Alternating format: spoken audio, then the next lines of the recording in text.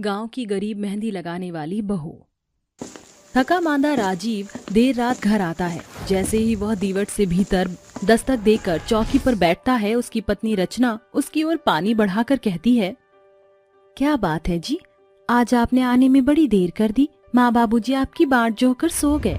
राजीव के चेहरे पर चिंता की सैकड़ों शिकंज थी। रचना पति की इस परेशानी को फौरन भांप जाती है। राजीव, आज आप बड़े बेजान लग रहे हैं। ऐसा जान पड़ रहा है जैसे आपकी जुबान पर बहुतेरी बातों का बोझ लदा है।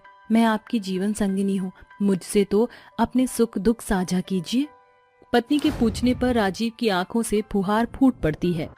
रचना, तुम तो बेहतर जानती हो कि मैं ज्यादा पढ़ा लिखा नहीं हूँ। जिस कपड़ों के मिल में मैं बरसों से काम करता था, आज मिल के मालिक ने हाथ करके की जगह विलायती मशीनें खरीद ली।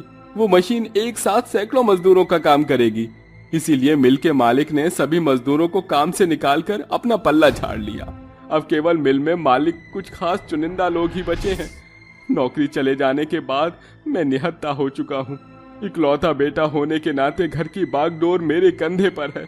फिर बाबूजी की बदहाली बीमारी की दवा दारू बनिया का बकाया कैसे चुकता होगा।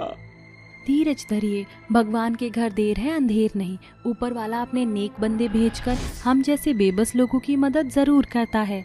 रचना के समझाने पर राजीव सो जाता है, मगर उस रात रचना की आंखों की नींद मानो मीलों दूर डगर जा पहुंचती थी। देखते ही देखते 2 दिन बीत जाते हैं।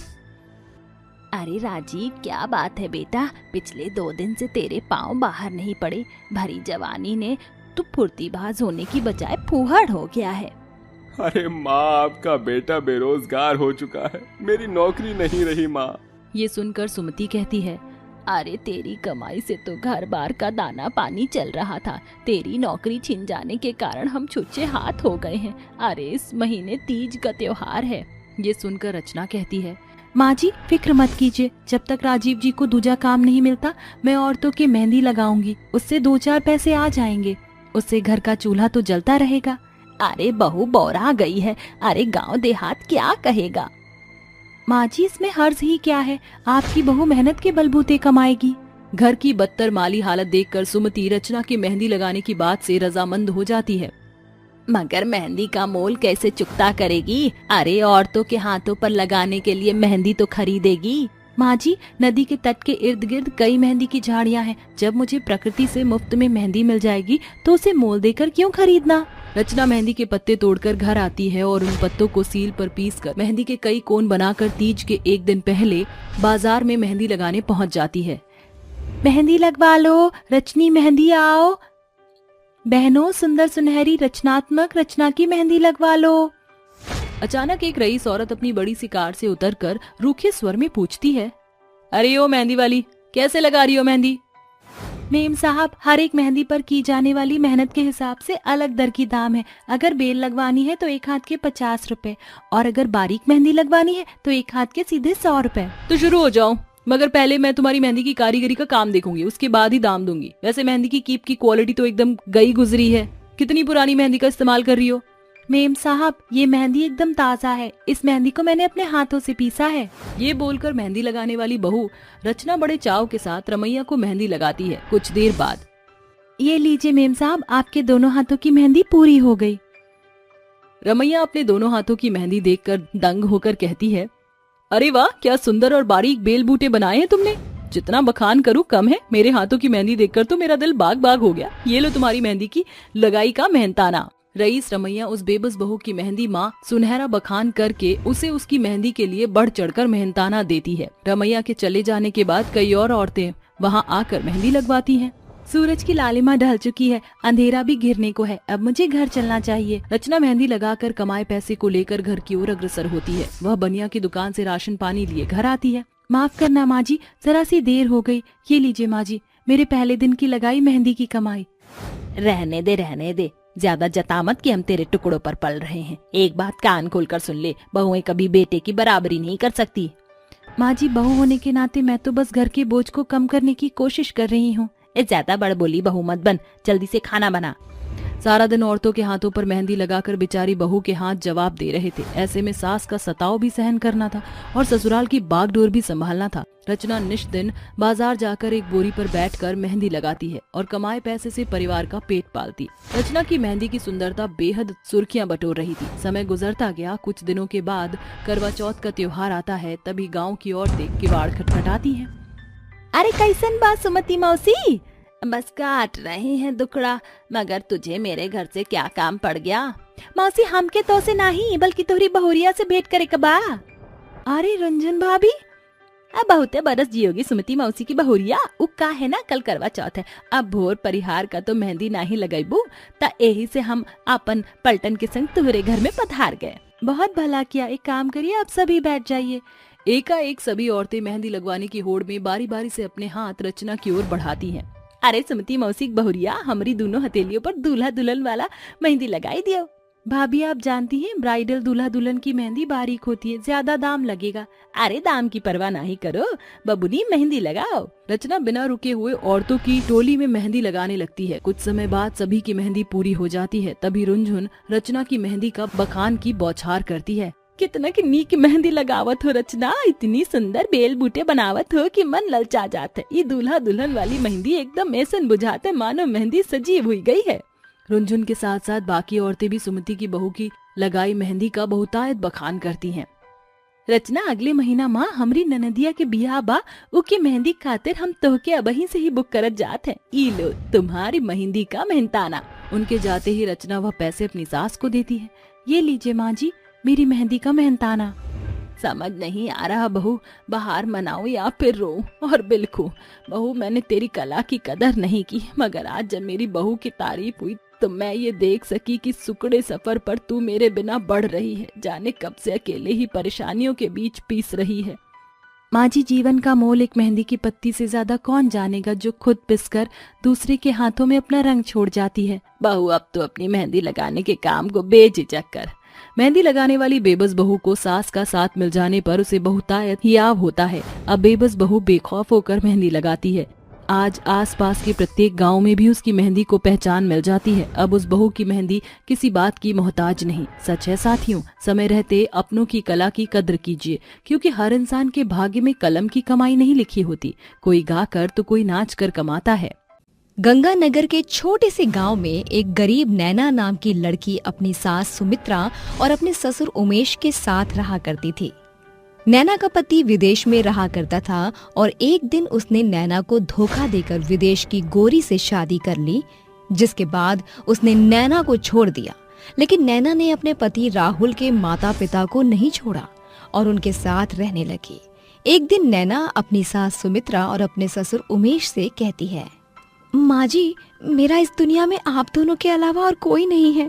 आप दोनों ने मुझे बहुत प्यार दिया और हर परिस्थिति में मेरा साथ भी दिया। राहुल जी तो विदेश में रह रहे हैं, मैं जानती हूँ अब वो वापस नहीं आएंगे, इसीलिए मैं आप दोनों का साथ नहीं छोड़ सकती। बहू, ये तो तेरा बड़प्पन है, नहीं तो आजकल कोई किसी के बारे में इतना नहीं सोचता। बहू, मैंने तो शुरू से ही तुम्हें एक बहू की तरह नहीं, बेटी की तरह समझा है। और अगर तुम हमारे मुश्किल वक्त में हमारे साथ रहना चाहती हो तो इससे अच्छी और क्या बात हो सकती है। नैना सुमित्रा और उमेश के साथ खुशी खुशी रहने लगती है, लेकिन धीरे धीरे उनकी स्थिति खराब होने लगती है, क्योंकि उनके पास कमाने का कोई जरिया नहीं होता, जिसकी वजह से उनके घर का राशन भी खत्म हो जाता है। तभी एक दिन नैना सुमित्रा से कहती है, माँ जी, मैंने हर जगह काम ढूंढने की बहुत कोशिश की, लेकिन मुझे कहीं काम नहीं मिला। मैं चाहकर भी कुछ नहीं कर पा रही हूँ। घर में एक अन्न का दाना भी नहीं है और इस तरह आप लोगों को भूखा देखकर मुझे शांति नहीं मिल रही। तुम चिंता क्यों करती हो बहू, सब कुछ भगवान के ऊपर छोड़ दो, सब ठीक हो जाएगा। हम कोई न कोई रास्ता जरूर निकाल लेंगे। ये कहकर सुमित्रा घर से बाहर गांव में टहलने के लिए निकल जाती है। गांव में टहलते टहलते उसे एक जगह भंडारा बंटते हुए दिखाई देता है, जिसे देखकर सुमित्रा वहीं रुक जाती है और भंडारा लेने लगती है। आज घर में कुछ भी नहीं है, भंडारा खाकर ही हम लोग अपना गुजारा कर लेंगे। सुमित्रा वहीं भंडारा खाकर अपनी बहू नैना और अपने पति उमेश के लिए थोड़ा सा भंडारा पैक करवा कर ले आती है। जैसे ही नैना सुमित्रा का लाया हुआ भंडारा खाती है, उसके दिमाग में एक आइडिया आता है। अरे माँ जी, ये मैंने पहले क्यों नहीं सोचा? क्यों ना हम मिलकर एक ढाबा खोलें जिसके जरिए हम अपने घर को चलाने लायक कमा लिया करेंगे। अरे बहू, तूने सोचा तो बहुत अच्छा है, लेकिन एक ढाबा खोलने के लिए हम इतने सारे पैसे कहाँ से लेकर आएंगे?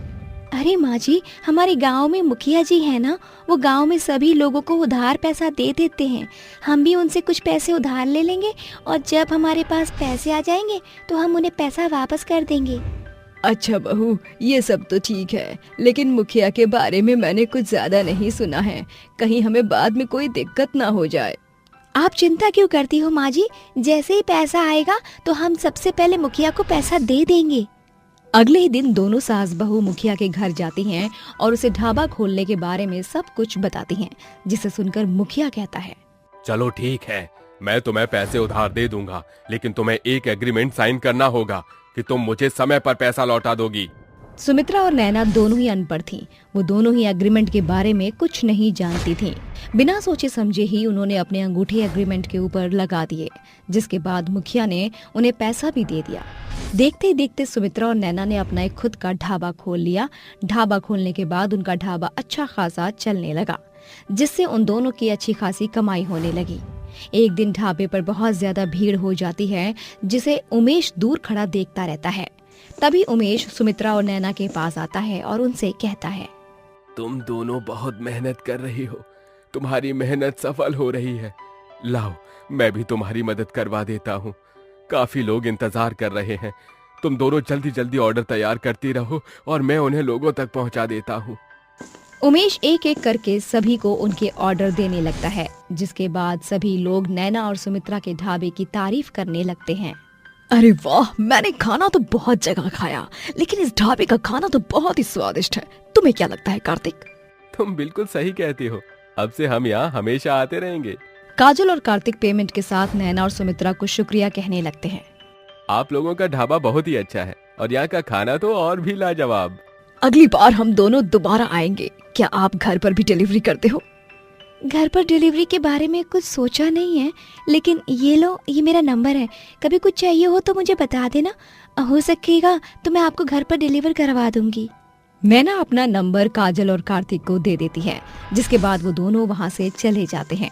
देखते ही देखते नैना और सुमित्रा होम डिलीवरी भी शुरू कर देते हैं और ढाबे की कमाई इकट्ठी करने के बाद वो दोनों मिलकर मुखिया के पास जाती हैं और उसे पैसे देते हुए कहती हैं, ये लीजिए मुखिया जी, आपने जो हमें पैसा दिया था, हम आज उसे वापस लौटा रहे हैं। मुखिया जी, आपका बहुत शुक्रिया।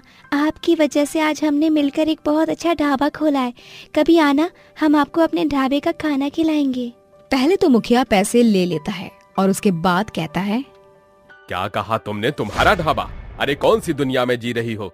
भूल गई तुमने मेरा एक एग्रीमेंट साइन किया था। हाँ मुखिया जी, हमने पैसों का एक एग्रीमेंट साइन किया था। आज हमने आपका पैसा लौटा दिया है, वो भी ब्याज के सहित। अब हमें जाने की अनुमति दीजिए। अरे तुम तो बहुत भोली हो, ये नहीं जानना चाहोगी कि उस एग्रीमेंट में क्या लिखा है? क्या कहना चाहते हो आप? यही कि उस एग्रीमेंट में ये लिखा है कि मैं एक ढाबा खोल रहा हूँ और उस ढाबे में तुम दोनों काम कर रहे हो। वो ढाबा तुम्हारा नहीं, मेरा है। ये सुनकर नैना और सुमित्रा के पैरों तले जमीन खिसक जाती है, जिसके बाद सुमित्रा मुखिया से कहती है, अरे मुखिया जी, ये तो सरासर धोखा है। हमने आपके पैसे लौटा दिए, अब आप हमें माफ कीजिए और हमें जाने दीजिए। वो ढाबा हमारा है और हमारा ही रहेगा। अरे ऐसे कैसे कानून है? ये ढाबा मेरा है, तुम लोग कुछ नहीं कर सकते। जाओ, चले जाओ यहाँ से। ऐसा कहकर वो नैना और सुमित्रा को वहाँ से भगा देता है, जिसके बाद वो दोनों बहुत ज्यादा परेशान हो जाती हैं। अगले दिन जैसे ही नैना और सुमित्रा ढाबा खोलकर ढाबा चलाने लगती हैं, मुखिया वहाँ पहुँच जाता है। तुम दोनों को मेरी बात समझ नहीं आती? ये ढाबा तुम्हारा नहीं है। तुमने बहुत बड़ी गलती कर दी मुझसे पैसा लेकर। अब जल्दी से यहाँ से दफा हो जाओ। हम यहाँ से चले जाएंगे, लेकिन जो हमारी मेहनत का पैसा हमने तुम्हें दिया था वो हमें वापस लौटा दो और ढाबा तुम रख लो। ओहो, तो तुम तो मुझसे भी ज्यादा तेज बन रही हो। तुम्हें क्या लगता है मैं तुम्हें ऐसे ही पैसे दे दूंगा? अरे बेईमानी तो मेरी रगों में दौड़ती है। तुम्हें जेल की हवा खिला दूंगा, तब तुम्हारी अकल ठिकाने आएगी। मुखिया इतना कहता ही है तभी वहाँ पर पुलिस की गाड़ी आ जाती है, जिसके बाद पुलिस मुखिया के दोनों हाथों में हथकड़ी लगाकर कहती है, चल बेटा पुलिस थाने। जो बेईमानी तेरी रगों में दौड़ती है, हम पुलिस वाले ऐसी बेईमानी पुलिस थाने में बहुत ही आसानी से निकालते हैं। ऐसा कहकर पुलिस मुखिया को गिरफ्तार कर लेती है और उसे अपने साथ ले जाती है। ये सब इसलिए हुआ क्योंकि नैना ने मुखिया को देखते ही पुलिस को कॉल कर दिया था, जिसके बाद पुलिस ये सब सुनकर तुरंत उनके पास पहुंच जाती है और मुखिया को गिरफ्तार कर लेती है। चुड़ैल का विशाल एप्पल हाउस। रात का समय होता है। गांव के सभी लोग अपने घरों में आराम से सो रहे होते हैं। इतनी रात के समय धरती के ऊपर एक बहुत ही भयानक हलचल महसूस होती है। तभी गांव के बीचों बीच धरती के अंदर से एक बहुत बड़ा विशाल एप्पल हाउस निकलकर बाहर आता है, जिसके अंदर से एक बहुत ही भयानक चुड़ैल निकलती है। नहीं छोड़ूंगी, किसी को नहीं छोड़ूंगी। मैं इस गांव के हर एक आदमी को मार दूंगी और अपनी मौत का बदला लूंगी। इतनी रात के समय हलचल की वजह से गांव के सभी लोग नींद से जाग जाते हैं और अपने घर से निकलकर बाहर आकर देखने लगते हैं। अरे भाई कौन है ये इतनी रात को है जो हमारी नींद खराब कर रहा है? अरे थोड़ा सा सुकून नहीं लेने देते ये गांव वाले। जैसे ही ओम प्रकाश अपने घर का दरवाजा खोलता है, उसे गांव में एक बहुत बड़ा विशाल एप्पल हाउस दिखाई देता है, जिसके बाहर एक बहुत भयानक चुड़ैल खड़ी होती है। उसे देखते ही ओम प्रकाश कहता है, हे भगवान, ये सब क्या देख रहा हूँ? मैं किसी सपने में तो नहीं। एक काम करता हूँ, अपने हाथ पर एक चूटी काट कर देखता हूँ। जैसे ही ओम प्रकाश अपने हाथ पर चूटी काट कर देखता है, उसे बहुत बुरी तरह दर्द महसूस होता है, जिसके बाद वो कहता है, अरे अरे राम राम राम राम, ये कोई सपना नहीं, ये तो हकीकत है। अरे मेरे सामने सच में एक बहुत भयानक चुड़ैल खड़ी है। आखिर ये इतने बड़े एप्पल हाउस से चुड़ैल कैसे निकली और ये एप्पल हाउस कहाँ से आया? तभी चुड़ैल जोर जोर से चिल्लाकर कहती है, आ गए तुम सब गांव वालों, तुम्हारा ही तो इंतजार था। तुम लोगों ने मुझे बेवजह ही मार दिया, आज मैं तुम सभी को मारूंगी। अरे ओ चुड़ैल की अम्मा, तेरी हिम्मत कैसे हुई हमारे गांव में आने की? और तू ये क्या बकवास करी जा रही है? भला हमें क्यों अपनी मौत का भागीदारी बना रही है? अरे अम्मा, तुम क्यों बोल रही हो? चुप हो जाओ, चलो घर के भीतर चलो, नहीं तो ये चुड़ैल हम सभी को मार देगी। अगर किसी ने हिलने की कोशिश भी की तो मैं उसे वहीं के वहीं खत्म कर दूंगी। इसीलिए बिना मेरी इजाजत के तुम में से कोई भी नहीं हिलेगा। तभी गांव के कुछ लोग डर के मारे अपने घरों में जाने लगते हैं, लेकिन तभी चुड़ैल अपनी शक्तियों के द्वारा उन सभी को 440 वोल्ट का झटका लगाती है, जिसके बाद वो सभी वहीं बेहोश होकर गिर जाते हैं। आज देखती हूँ तुम गांव वाले मुझसे बचकर कैसे भागोगे। तभी एक घर की खिड़की से एक छोटी सी निशा नाम की बच्ची ये सब झांक कर देख रही थी। वो बहुत ही बुरी तरह डरी हुई थी। वहीं दूसरी तरफ चुड़ैल एक एक करके गांव के सभी लोगों को मारने लगती है, लेकिन जैसे ही चांदनी रात में चांद की रोशनी चुड़ैल के ऊपर पड़ती है, वो तड़पने लगती है और वो वहां से चली जाती है। अगले दिन जैसे ही सवेरा होता है, गांव के सभी लोग इकट्ठे होते हैं और आपस में बात करने लगते हैं। अरे ये चुड़ैल कहाँ से आई और उसके पास इतना बड़ा विशाल एप्पल हाउस कहाँ से आया? अरे हमें क्या पता माई, हम थोड़ी जानते हैं उस चुड़ैल की बच्ची को। मैं तो कहता हूँ चुड़ैल हमारी गांव में कब्जा करने आई है, इसलिए सभी अपना बोरिया बिस्तर बांध दो और यहाँ से चलते बनो, क्योंकि चुड़ैल का सामना करने की हिम्मत तुम में से किसी में नहीं है। प्रमोद की बात सुनने के बाद गांव के सभी लोग आश्चर्यचकित उसे देखने लगते हैं, जिसके बाद प्रमोद वहां से चला जाता है। अरे हमें चुड़ैल का कुछ न कुछ तो करना ही होगा, वरना ये इसी प्रकार हमारे गांव के लोगों को धीरे धीरे करके मार देगी। विशाखा की बात सुनकर गांव के सभी लोग उसकी बात पर सहमत होते हैं। जैसे ही आधी रात होती है, आधी रात के समय फिर से धरती को फाड़कर चुड़ैल का एप्पल हाउस बाहर आ जाता है, जिसके अंदर से एक चुड़ैल निकलती है और गांव वालों का शिकार करने के लिए चली जाती है।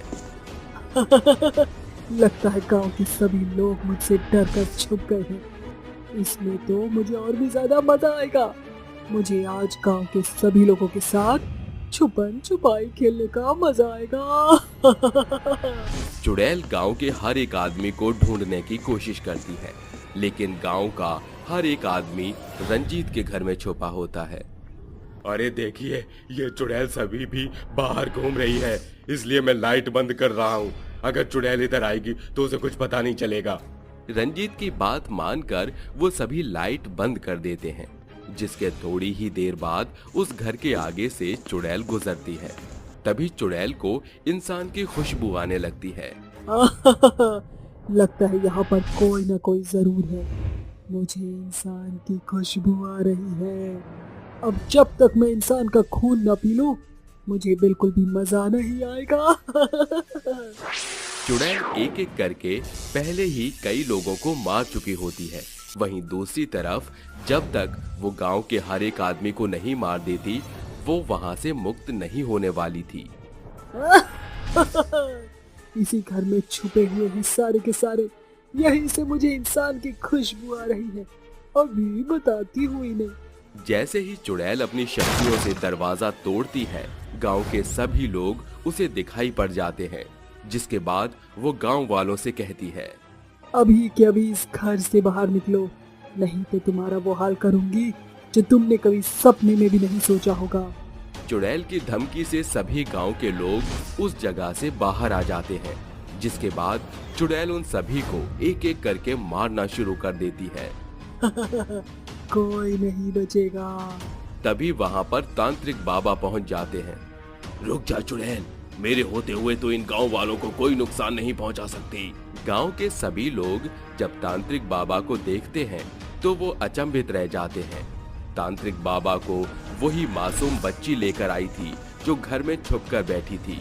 जहाँ जहाँ संकट होता है वहाँ एक तांत्रिक बाबा अपना जाप शुरू कर देता है। इतना कहते ही तांत्रिक बाबा अपने मन में एक मंत्र का जाप करता है, जिसके बाद चुड़ैल अपने आप कमजोर महसूस करने लगती है और फर्श पर गिर जाती है। मत कर तांत्रिक ऐसा, तू नहीं जानता इन गांव वालों ने मेरे साथ क्या किया है। देख चुड़ैल, तेरे साथ जो भी हुआ तो मुझे चुपचाप बता दे। अब तुम पूछ रहे हो तो मैं बता ही देती हूँ। कुछ समय पहले की बात है। मैं बहुत गरीब थी और फुटपाथ या सड़कों पर भीख मांगकर अपना गुजारा किया करती थी। एक दिन किसी ने मुझे भीख नहीं दी और मुझे बहुत भूख लग रही थी। तभी मेरी नज़र एक एप्पल की रेहड़ी पर पड़ी। उसके आसपास कोई भी नहीं था। जैसे ही मैंने उस एप्पल को चुराया, वैसे ही वहाँ एप्पल के ठेले का मालिक भी आ गया और कुछ लोग इकट्ठा भी हो गए, जिसकी वजह से एप्पल नीचे गिर गया। मैंने तुरंत एप्पल को उठाया और वहाँ से भाग गई। कुछ ही दूरी पर चलने के बाद मैंने उस एप्पल को खाया, लेकिन उसे खाते ही मैं मर गई। मरने के बाद मेरी आत्मा को शांति नहीं मिली और मैं वहाँ अपनी मौत का बदला लेने के लिए वापस लौट आई। तुम्हारी मौत उस एप्पल को खाने से नहीं हुई। तुम्हारी मौत इसलिए हुई थी क्योंकि उस एप्पल के गिरने के बाद एक सांप ने उसके अंदर डंक मार दिया था, जिसका जहर उसके अंदर ही रह गया था और तुम्हारी मृत्यु हो गई। इन गांव वालों का कोई कसूर नहीं है, इन्हें छोड़ दे। इसका मतलब मैं गलतफहमी का शिकार हो गई और मैंने इन बेचारे गांव वालों को इतनी बेरहमी से मारा। आज के बाद मैं कभी किसी को नहीं मारूंगी और इस गांव से बहुत दूर चली जाऊंगी। ये सुनने के बाद चुड़ैल को कुछ समझ नहीं आता और उसे अपनी गलती का एहसास होने लगता है। ऐसा कहकर चुड़ैल अपने विशाल एप्पल हाउस के साथ वहां से गायब हो जाती है। मॉडलिंग करने वाली सास बहू। शिवन्या रोहन से शादी करके गृह प्रवेश करती है तो अपनी सास के पैर छूती है। तभी रागिनी कहती है, अरे बेटा, जमाना बदल रहा है, पैर नहीं गले मिल अपनी सास से। मैं मॉडर्न सास हूँ। क्या ये बात मेरे बेटे ने नहीं बताई तुझे? नहीं माँ जी। माँ, मुझे लगा आप अपनी बहू से सेवा करवाओगे, चाहे आप कितने ही मॉडल क्यों ना हो। सेवा तो करवाऊंगी, आखिर अब बहू जो आ गई है मेरी। चलो, तुम दोनों थक गए होगे, रेस्ट करो। रागिनी की बात सुनकर दोनों अपने कमरे में चले जाते हैं। अब तक तो आप समझ गए होंगे कि रागिनी एक मॉडर्न जमाने की सास है जो बाकी ओल्ड सास की तरह नहीं है। अगले दिन बहू अपनी पहली रसोई में देसी घी का सूजी का हलवा बना रही थी। तभी उसकी सास कहती है, अरे बहू, तू क्या कर रही है? कितना सारा घी डाल रही है। अरे कुछ ओट्स वाला हल्का नाश्ता बना लेती। अरे माँ जी, आपके लिए फ्रूट सैलेड बनाया है और ये हलवा भी बनाया है। अरे वाह, तुझे मेरे नाश्ते के बारे में कैसे पता चला? माँ जी, बस पता है। अब मैं समझी आपकी इस उम्र में इतनी पतली कमर और फिट हेल्थ कैसे है। पापा जी के लिए ना। चल पगली, ये सब शौक तो मेरे शादी से पहले के हैं। मुझे पहले से ही कम ऑयल की चीज खाने की आदत है। ओहो, मेरी फिटनेस माँ जी, इसका मतलब आप एक्सरसाइज और योगा भी करती होंगी। हाँ, आज सुबह भी योगा किया। वाह माँ जी, आप तो इस पूरे मोहल्ले की सबसे ज्यादा यंग और फिटनेस वाली सास हो। बिल्कुल मॉडल। मुझे मक्खन मत लगाओ, मेरे बेटे को लगाओ तो चलेगा। अब इसे कैसे बताऊं कि मॉडलिंग मेरा सपना था जो मैं कभी पूरा ही नहीं कर पाई। जी माँ जी। क्या शिवन्या को कभी मॉडलिंग सास के बारे में पता चलेगा? क्या शिवन्या अपनी सास के सपने को पूरा कर पाएगी? जानने के लिए कहानी में आगे बढ़ते हैं। ये कहते ही शिवन्या डाइनिंग टेबल पर ब्रेकफास्ट लगा देती है और कहती है, माँ जी, आज तो मेरी पहली रसोई के लिए आप चखोगे ना? हाँ बहू, खा लूंगी। तू भी बैठ। बहुत अच्छा बनाया यार तुमने। माँ, आपको मेरी शिवन्या के हाथ का हलवा जरूर पसंद आएगा। I am damn sure. Really, it's very delicious बहू। और सैलेड की डेकोरेशन भी काफी अच्छी की है। I am impressed. Thank you माँ जी। अरे बेटा, फ्रूट सैलेड खाने के लिए फोक तो दे मुझे। रागिनी की बात सुनकर शिवन्या उसे फोक स्पून देती है। वहीं उसकी फोक स्पून जमीन पर गिर जाती है। शिवन्या की नजर उसकी सास की हाई हील्स पर पड़ती है और वो कहती है, वाह माँ जी, 50 की उम्र में आपने हाई हील्स पहने हुए हैं। कैसे कर लेती है माँ जी आप? ये सब देखकर ऐसा लगता है कि आप कोई मॉडल हो। क्या आपने मॉडलिंग की थी शादी से पहले? नहीं नहीं बहू, ऐसा कुछ भी नहीं है।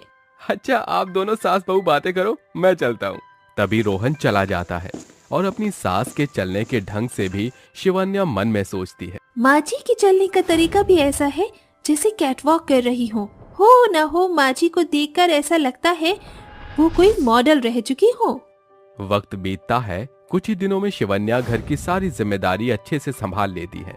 साथ ही उसकी सास रोज योगा किया करती थी, हाई प्रोटीन जूस पिया करती थी और पार्क जाकर ट्रैक सूट में जॉगिंग भी किया करती थी। ये सब देखकर शिवन्या हैरान थी और रोहन से कहती है, रोहन, क्या माँ जी शुरू से ही ऐसी हैं? खुद को कितना मेंटेन रखती हैं। उनकी ये सारी चीजें मुझे एक मॉडल की याद दिलाते हैं। भला उन्हें ये सब करने की क्या जरूरत है? अरे डोंट वरी शिवन्या, मम्मी शुरू से ही मेरे सामने भी यही सब करती थी। डजंट मीन कि मम्मी मॉडलिंग ही करेंगी। ओके, शायद मैं ही ज्यादा सोच रही हूँ। अगले दिन सास बहू टीवी देख रही थी कि उसकी फ्रेंड रिचा का कॉल आता है। हेलो डियर, कैसी है तू? और कैसे मुझे याद किया? अरे यार, तुझे तो पता है मेरी ज्वेलरी कलेक्शन है, तो मैंने कुछ ज्वेलरी डिजाइन्स की है, उनकी मॉडलिंग करनी है जजेस के सामने, ताकि मेरी ज्वेलरी फाइनल हो सके। इसका मतलब तुम मुझसे मॉडलिंग करवाना चाहती हो? हाँ यार, मैं तुझसे मॉडलिंग कराना चाहती हूँ। बस मुझे एक लड़की और चाहिए मॉडलिंग के लिए। तुझे कोई लड़कियाँ नहीं मिल रही? फिकर नॉट, एक मॉडल तो मेरे पास भी है। क्या सच में तेरे पास एक मॉडल है? यार, तूने तो मेरा सारा बोझ ही हल्का कर दिया। पर कौन है, बता तो सही। मेरी माँ जी तुझे बिल्कुल एक मॉडलिंग वाला परफॉर्मेंस देंगी, जिससे तेरी सारी ज्वेलरी जजेस को पसंद भी आएगी और उनका लुक, उनकी पर्सनालिटी, उनका वॉक सब मस्त है। क्या क्या तुम मजाक कर रही हो मुझसे? ज्वेलरी एग्जीबिशन है मेरी, मैं कोई मजाक नहीं कर रही, सच बोल रही हूँ। ठीक है, तो कल अपनी माँ जी के साथ मेरे घर आ जा, हम प्रैक्टिस करेंगे। ये कहकर रिचा कॉल कट कर देती है। तभी रागिनी बोलती है, बहू, तू मेरे बारे में ऐसी क्या बात कर रही थी अपने दोस्त से? अरे माँ जी, परसों मेरी दोस्त का ज्वेलरी एग्जीबिशन है, जिसके लिए मैंने उसे बोल दिया कि आप उसकी ज्वेलरी पहनकर मॉडलिंग करेंगी। पर बहू, मैं कैसे? आई नो, आप कर लोगी। अगले दिन ही दोनों सास बहू ऋचा के घर पहुंच जाती हैं, जहां उसका लुक और चाल ढाल देखकर ऋचा का मुंह खुला का खुला रह जाता है। शिवन्या, सच में ये तेरी सास है? मुझे तो लग ही नहीं रहा, ऐसा लग रहा है कि एक मॉडल हो। चलो ऋचा बेटा, प्रैक्टिस स्टार्ट कर लो, तुम्हारी ज्वेलरी एग्जीबिशन बहुत अच्छी होगी। ये कहते ही ऋचा दोनों सास बहू को मॉडर्न साड़ी और ज्वेलरी पहनाकर रेडी करती है। ये देखते ही शिवन्या अपनी सास को देखती रह जाती है, और जब रागिनी मॉडलिंग करके दिखाती है तो दोनों हैरान की हैरान रह जाती हैं। साथ ही शिवन्या को कैट वॉक करना नहीं आता, वो गिर जाती है तो ऋचा कहती है, वाह वाह आंटी जी, आप तो बहुत अच्छी हैं। अगर ऐसी मॉडल मैं बाहर से अप्रोच करती तो मेरा बहुत पैसा लग जाता। बहुत माहिर हो आप। और आपकी बहू, मुझे तो लगता है इसे कैट वॉक करना भी नहीं आता। इसीलिए मैं चाहती हूँ कि मेरी सारी ज्वेलरी की एग्जीबिशन आप ही करो, सिर्फ आप। क्या करूँ यार, मैं माजी जितना कहाँ ध्यान रखती हूँ अपने फिटनेस का। रोज तो बर्गर चाउमीन चाहिए होते हैं मुझे, और हील्स की आदत भी तो नहीं है। सच में बेटा, तुम मुझसे मॉडलिंग करवाना चाहती हो? मुझे यकीन नहीं हो रहा। अरे माँ जी, आप रो क्यों रही हो? कुछ गलत कह दिया क्या हम दोनों ने? नहीं बेटा, शादी से पहले मॉडलिंग मेरा सपना था, जो मैं शादी के बाद कभी कर ही नहीं पाई, इसलिए आंसू आ गए। बस मुझे लगा ही था कि आप एक मॉडल हो। आंटी, आप बहुत अच्छी हो, ऐसे रोइए मत। चलो प्रैक्टिस स्टार्ट करते हैं। इसके बाद रागिनी अलग अलग कॉस्ट्यूम में ऋचा की हर डिजाइन ज्वेलरी को पहनकर कैट वॉक करती है, जिसमें उसकी सुंदरता और निखर के आती है। तभी ऋचा कहती है, वाह आंटी, आपने तो कमाल की मॉडलिंग की है, फेब्युलस। जजेस पागल हो जाएंगे आपको देखकर। बस मुझे कल का इंतजार है। सच्ची बेटा? हाँ आंटी। अगले दिन ऋचा ने ज्वेलरी एग्जीबिशन के लिए काफी अच्छी तैयारी की थी, जिसमें सारे जजेस और मीडिया आ चुकी थी। ऋचा के डिजाइन के साथ उसमें बाकी डिजाइनरों ने भी पार्टिसिपेट किया था। तभी एक के बाद एक सारी साड़ी मॉडल आती हैं, और फिर रागिनी आती है, जिसके तेवर और चाल देखकर जजेस भी वाव करते हैं। तो मेरे प्यारे जजेस और ऑडियंस, इस इवेंट में एक से बढ़कर एक मॉडल ने ज्वेलरी पहनी और सबसे बेस्ट परफॉर्मेंस दी है। जजेस, अब आप बताएंगे कि सबसे बेस्ट ज्वेलरी डिजाइन और मॉडलिंग किसने की है? देखिए, सबसे बेस्ट मुझे मिसेस रागिनी और डिम्पल की लगी। दोनों में टाई ऐसा लग रहा है मुझे। बिल्कुल, मैं भी बहुत कंफ्यूज हूँ। दोनों की ज्वेलरी डिजाइन्स मुझे बहुत पसंद आई, और मैं तो सोच रहा हूँ उस मॉडल को एक एडवर्टीजमेंट के लिए अप्रोच करूँ, क्योंकि उनका फेस बहुत अच्छा है एज अ मॉडल। तो सुना आप सबने, 12 मॉडल में से जो जीतेगा उसे एडवर्टाइजमेंट के लिए अप्रोच किया जाएगा। इसी बात पर ताली बजाइए। कुछ देर के बाद जजेस डिस्कशन कर लेते हैं, जिसके बाद विनर की अनाउंसमेंट होती है। भगवान जी, प्लीज प्लीज मेरी माँ जी को जिता देना। भगवान जी, मेरे डिजाइन को पास करवा दीजिए, मैंने बहुत मेहनत की है। और हमने विनर को चूज कर लिया है, and the winner is Ragini Maheshwari. क्या सच में मैं? ओह माय गॉड, मुझे तो विश्वास ही नहीं हो रहा। इसके बाद जजेस विनर और ज्वेलरी डिजाइनर को अपनी ज्वेलरी और एडवर्टीजमेंट्स के लिए साइन कर लेते हैं। और यही नहीं, ऋचा को उसकी अपॉर्चुनिटी मिल जाती है। रागिनी को नई पहचान मिलती है, साथ ही उसे बहुत सारे स्पॉन्सर एडवर्टाइजर ज्वेलरी वाले नए इवेंट के लिए साइन कर लेते हैं, जहां वो मॉडलिंग करती है।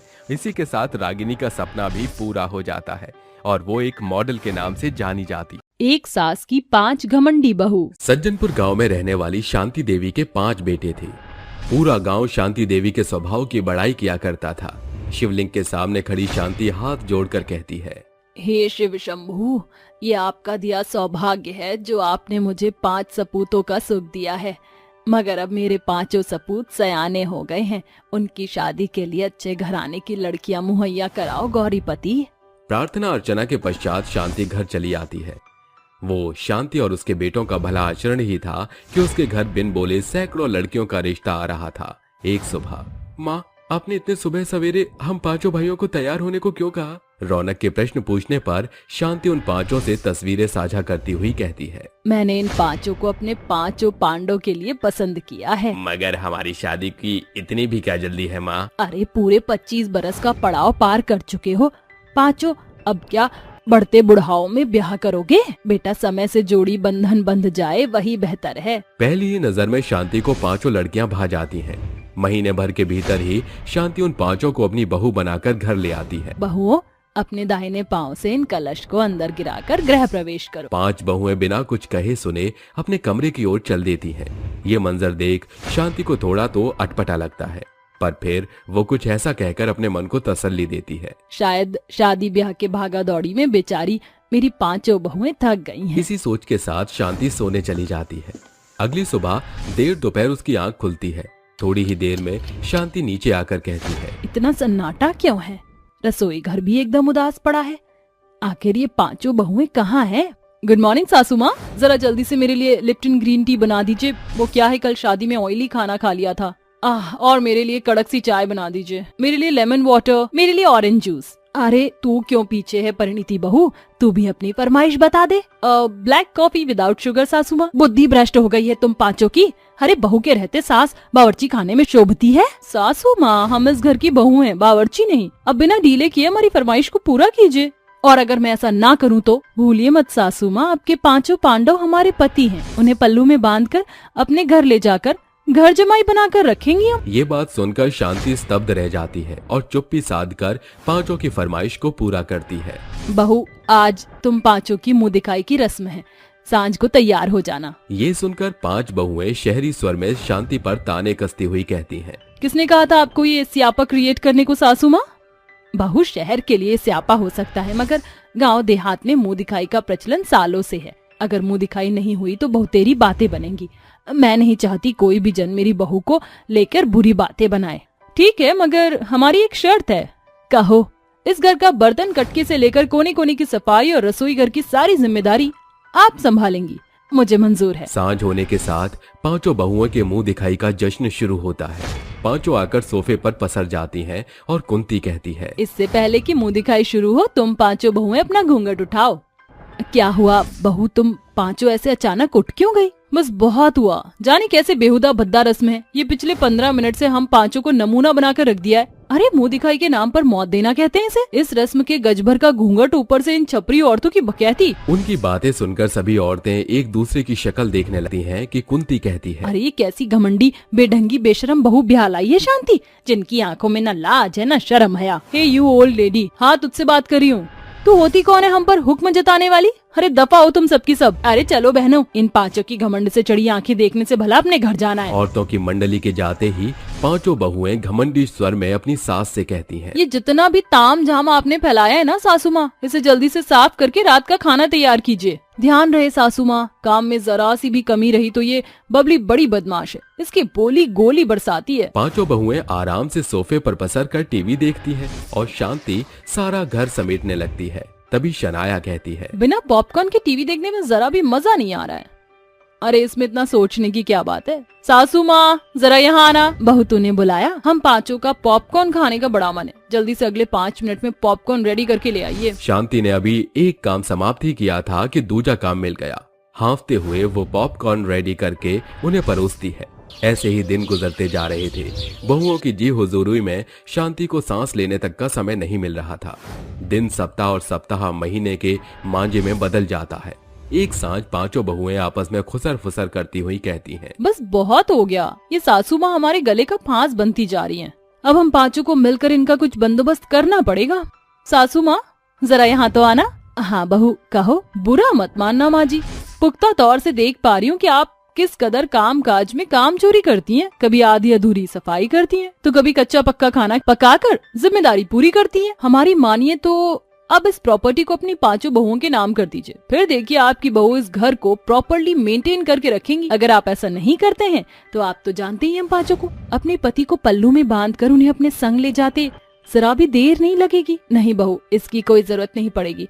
मैं सब कुछ हंसी खुशी तुम पांचों को दे दूंगी, मगर क्या तुम अपनी सास की एक शर्त मानोगी? कैसी शर्त? अब से लेकर 24 घंटे के पहर पूरे होने तक तुम पांचों को बहू बनकर, नई बाई बनकर इस घर के कामकाज समेत मेरी खिदमत करनी होगी। ये करना बहू के लिए कौन सी बड़ी बात है, शर्त मंजूर है। अगले ही पल पांचों घरेलू कामकाज करना शुरू करती है। कोई झाड़ू तो कोई पोंछा, कोई बर्तन तो कोई खाने के काम में मशरूफ थी। बानी बहू, जरा मेरे लिए एक गिलास पानी ले आ। ये लीजिए माँ जी पानी। कुछ देर बाद, अरे बबली बहू, जरा साफ से सफाई कर। ये देख तिनके बिखरे हुए, काम चोर कहीं की। ये शर्त तो सजा बन गई है। सोचा ना था बहू से बाई बनना पड़ेगा। कुछ घंटों बाद, एकदम मुफ्त खोर है। पांचों सोफे पर क्यों पसरी हो? लगता है पगार काटनी पड़ेगी। भूल गई क्या? तुम पांचों अगले एक दिन तक बहू नहीं, इस घर की बाई हो।